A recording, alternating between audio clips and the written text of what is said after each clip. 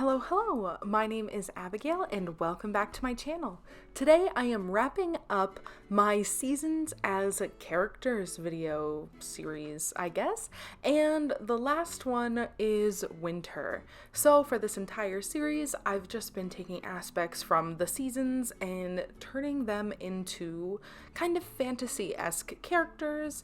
They can kind of be read as either magical or goddesses or queens, really anything. They're just really fun drawings with characteristics from the seasons. So my favorite so far is probably still fall. So go ahead and check out that video if you're interested in seeing that. For winter, I was going for a very I don't know how to say, almost like subdued. She is a lot less colorful than the others. She has a bit more of a neutral kind of pose. She's just standing and she's got like her hands together, almost like she's a little more shy. And I wanted her to be more covered because like it is winter, so I wanted to make sure there was like kind of a lot of layering. So she has like an underskirt that is like sheer, an overskirt that is very like, I don't know what to say, ruffled? I don't know. It's very drapey, and then a back bustle kind of skirt. That's like my favorite part. I like that a lot. She has then an undershirt that is sheer as well, and then this little like jackety blouse bodice thing for over her, and I decided to go with a veil because I don't know, something about veils just feel very wintry to me.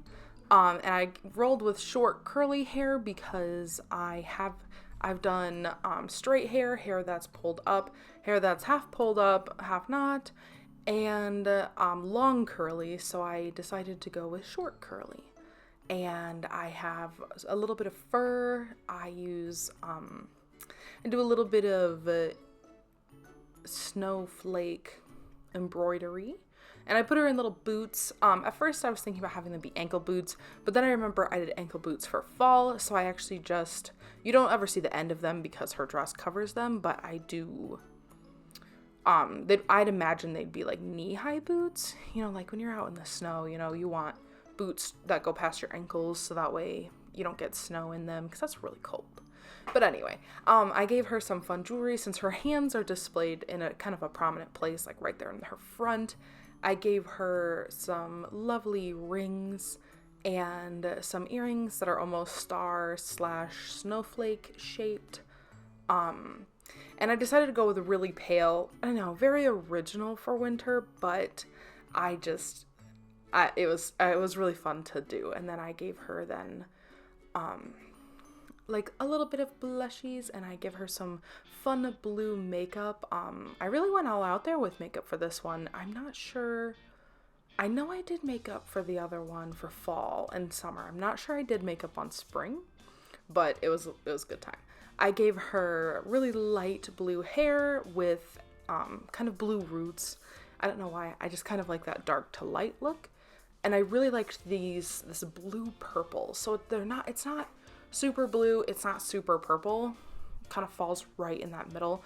And that's like, I loved it so much. I had a great time with it. So that was the primary color scheme I went with. I did not plan it out at all. Like, I don't know, if you watch my past videos, usually I take this sketch and I play around with colors first. This one, after I finished my line art, I jumped right in to coloring, and I really liked it. Like, I did end up playing around with it like a bit, but it was a good time. And then I go through and I color the line art because I have been playing around with that more. When I was drawing the line art, I made sure to keep each level on a different layer. So the blue part of the skirt is on a different layer than the white part of the skirt, and the bodice and sleeves are on a different layer than the skin and hair, so it would make my job easier when it came to coloring it,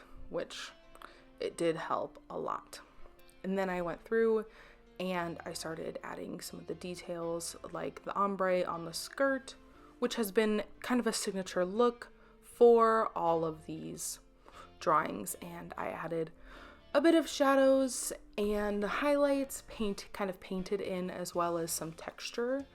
And then I go through and I use a multiply layer to add in the shadows as well. So it's on a separate layer. I don't know if you've ever used multiply layers. That's my favorite way to add primary shadows. And I used a purpley blue, I think, color. Here I am still kind of fussing around with the details. I was coloring in individually the little beads almost. I'm not sure whether I'd call them pearls because I've used pearls in like every single one, but I almost was thinking them maybe with more like little iron beads.